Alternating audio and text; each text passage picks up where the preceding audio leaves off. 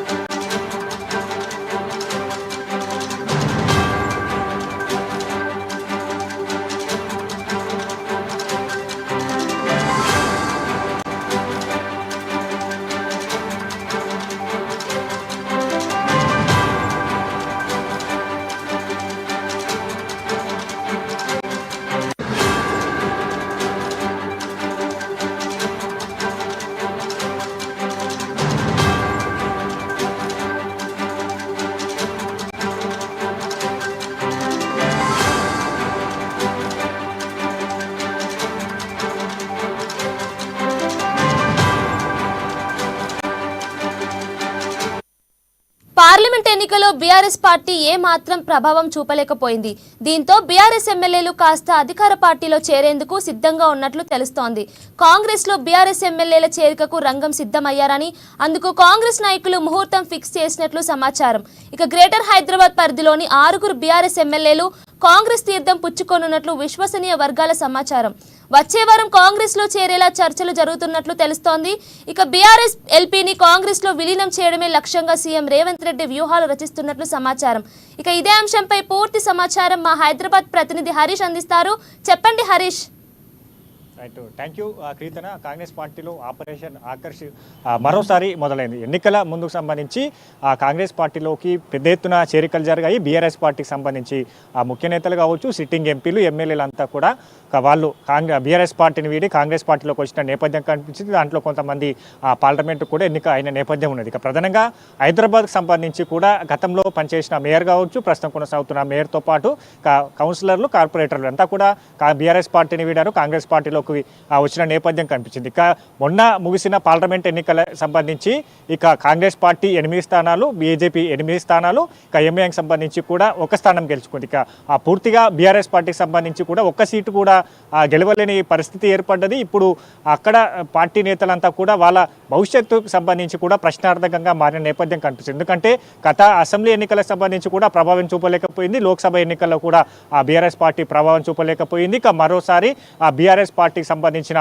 ముఖ్య నేతలు కావచ్చు, ఎమ్మెల్యేలు కావచ్చు, ఎంపీలు కావచ్చు, వీళ్ళందరిపైన కూడా ఏదైతే అవినీతి ఆరోపణలు వస్తున్న నేపథ్యంలో ఉన్నది. ఆ కేసులకు సంబంధించి కూడా ఫైల్ అవుతున్న నేపథ్యం కనిపిస్తుంది. ఇక ప్రధానంగా ఆ పార్టీకి సంబంధించి భవిష్యత్తు లేదని కొంతమంది బీఆర్ఎస్ నేతలు కావచ్చు, ఎమ్మెల్యేలు కావచ్చు, కాంగ్రెస్ పార్టీ ముఖ్య నేతలు, మంత్రులతో కూడా కీలకంగా చర్చలు జరుపుతున్నట్టుగా తెలుస్తుంది. ఇక మరోవైపు కాంగ్రెస్ పార్టీకి సంబంధించి కూడా కీలక మంత్రి సంబంధించి కాంగ్రెస్ పార్టీలోకి బీఆర్ఎస్ పార్టీకి సంబంధించిన కూడా ఎమ్మెల్యేలను ఆహ్వానించేందుకు కూడా చర్చలు జరుపుతున్న నేపథ్యం కనిపిస్తుంది. ఇక ప్రధానంగా గ్రేటర్ హైదరాబాద్ సంబంధించి కూడా 6 ఎమ్మెల్యేలు గ్రేటర్ హైదరాబాద్ పరిధిలోని 6 ఎమ్మెల్యేలను కూడా కాంగ్రెస్ పార్టీలోకి ఆహ్వానించేందుకు ఒక మంత్రి కీ రోల్గా పోషిస్తున్న నేపథ్యంలోది. ఇప్పటికీ 2 సార్లు వాళ్ళతో చర్చలు జరిపిన నేపథ్యం ఉన్నది. ఇక ప్రధానంగా ఇతరులతో అంటే మిగతా జిల్లాలకు సంబంధించి కూడా ఆ ఎమ్మెల్యేలకు సంబంధించి ఉమ్మడి మహబూబ్ నగర్ సంబంధించి ఆ 2 ఎమ్మెల్యేలతో కూడా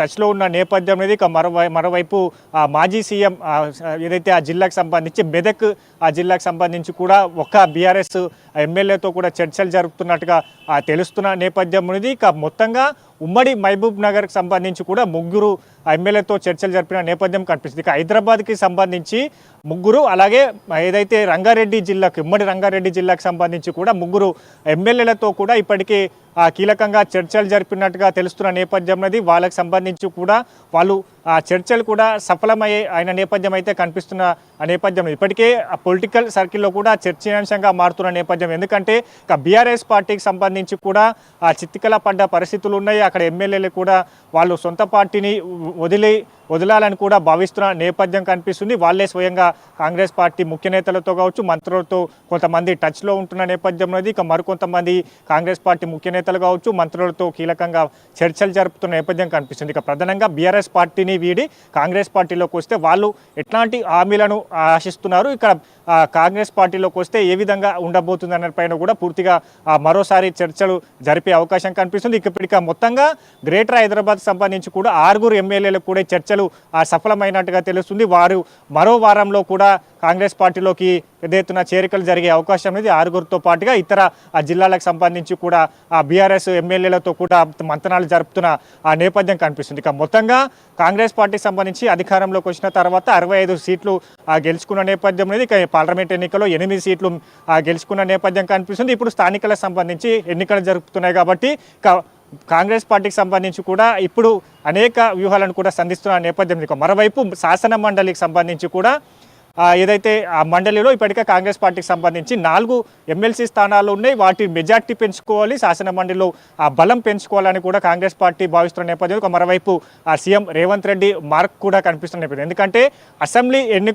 అసెంబ్లీ సమావేశాలకు ముందే బీఆర్ఎస్ పార్టీని గట్టిగా దెబ్బ కొట్టే ప్రయత్నం అయితే కాంగ్రెస్ పార్టీ చేస్తున్న నేపథ్యం. ఎందుకంటే అసెంబ్లీ సమావేశాలకు సంబంధించి కూడా పలు కీలక బిల్లులు కాంగ్రెస్ ప్రభుత్వం అక్కడ పెట్టబోతున్న నేపథ్యం ఉంది. ఇక అసెంబ్లీలో మెజార్టీగా ఉన్న కాంగ్రెస్ స్థానాలకు సంబంధించి కూడా ఆ బిల్లుకు ఎలాంటి ఆటంకం ఏర్పడేది. ఇక శాసన మండలికి సంబంధించి కూడా మెజార్టీ ఎమ్మెల్సీ స్థానాలకు సంబంధించి కూడా బీఆర్ఎస్ కలిగి ఉన్నది కాబట్టి అక్కడ ఆ బిల్లుకు సంబంధించి కూడా ఆటంకం ఏర్పడే అవకాశాలు ఉన్నాయి. కాబట్టి వాటన్నిటినీ పరిగణలోకి తీసుకొని ఇప్పుడు ఆపరేషన్ ఆకర్షణ మొదలెట్టారు. ఇక బీఆర్ఎస్ ఎల్పీని సైతం కాంగ్రెస్ పార్టీలో విలీనం చేసే దిశగా కూడా పాగులు కలుపుతున్నట్టుగా తెలుస్తున్న నేపథ్యం. ఇక ఎమ్మెల్సీలకు సంబంధించి కూడా కొంతమంది ఎమ్మెల్సీలతో ఇప్పటికే కాంగ్రెస్ పార్టీ ముఖ్య నేతలు కావచ్చు, మంత్రులతో కూడా టచ్లో ఉంటున్న నేపథ్యంలో ఎమ్మెల్సీలకు సంబంధించి కూడా చర్చలు జరుగుతున్నాయి. ఇక ప్రధానంగా మూకుమ్మడిగా ఎమ్మెల్సీలకు సంబంధించి విలీనం చేస్తారా, ఇంకా మెజార్టీ ఎమ్మెల్సీలను కూడా కాంగ్రెస్ పార్టీలోకి రాబట్టే ప్రయత్నం చేస్తుంది. కాబట్టి ఇక పూర్తిగా అసెంబ్లీ సమావేశాలకు ముందే ఈ చేరికలను పూర్తిగా చేపట్టాలని కూడా కాంగ్రెస్ పార్టీ భావిస్తున్న నేపథ్యంలో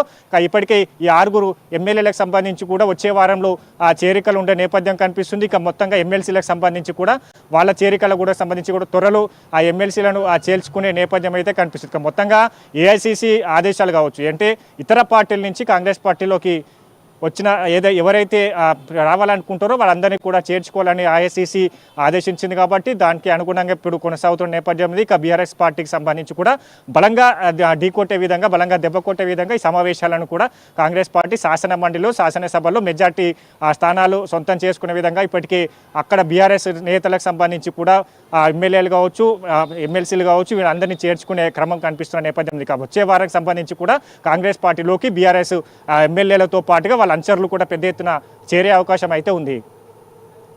హరీష్, థ్యాంక్ యూ.